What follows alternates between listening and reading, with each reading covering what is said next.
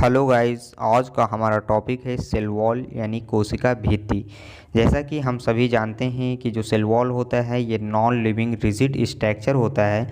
और पहले के टॉपिक में हम डिस्कस कर चुके हैं कि प्लांट के सेल में सेल वॉल प्रेजेंट होता है और एनिमल सेल में सेल वॉल एब्सेंट होता है। प्लांट के अलावा दो और ऑर्गेनिज्म हैं जिनमें सेल वॉल प्रेजेंट होता है, एक है एल्गी और दूसरा बैक्टीरिया।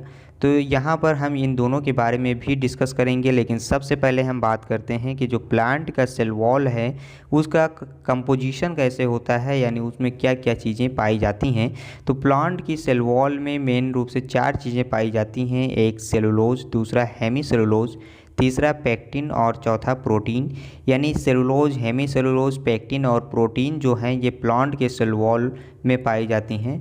और अगर हम एल्गी की बात करें तो एल्गी के सेल वॉल में भी सेलुलोज पाया जाता है, जैसे कि प्लांट के सेल वॉल में पाया जाता है।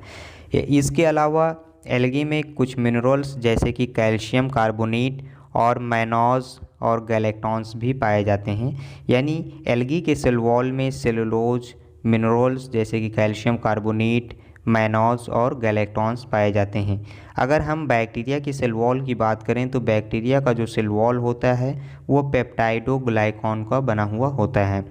अब अभी तक हमने बात किया कि प्लांट, एल्गी और बैक्टीरिया के सेल वॉल का कंपोजिशन कैसे होता है।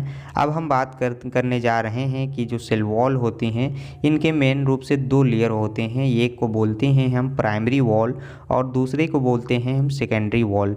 तो प्राइमरी वॉल के कुछ कैरेक्टरिस्टिक हैं, उनके बारे में हम बात करेंगे। सबसे पहला कैरेक्टरिस्टिक है कि कैपेबल ऑफ ग्रोथ, यानी ये ग्रोथ के लिए कैपेबल होते हैं।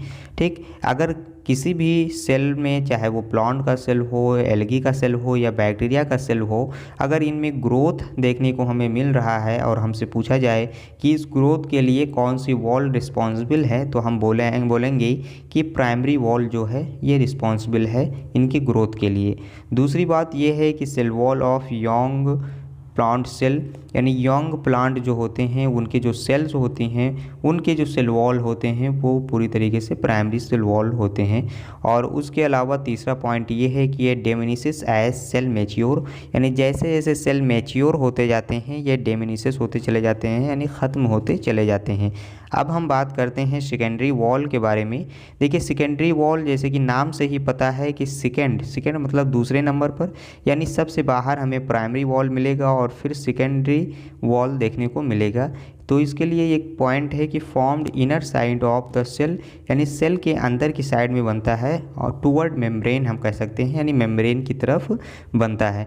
जैसे कि पहले भी हमने बताया था कि जो सेल वॉल होता है, अगर सेल वॉल के अंदर हम जाएं तो हमें सेल मेम्ब्रेन देखने को मिलता है। तो जो सेल वॉल के अंदर सेल मेम्ब्रेन देखने को मिलता है, यानी मेम्ब्रेन की तरफ, यानी मेम्ब्रेन के पास में जो वॉल होती है उसे सेकेंडरी वॉल हम बोलते हैं। तो हमारा टॉपिक कंप्लीट हुआ। उम्मीद करते हैं कि आप सभी को ये टॉपिक अच्छी तरीके से समझ में आया होगा।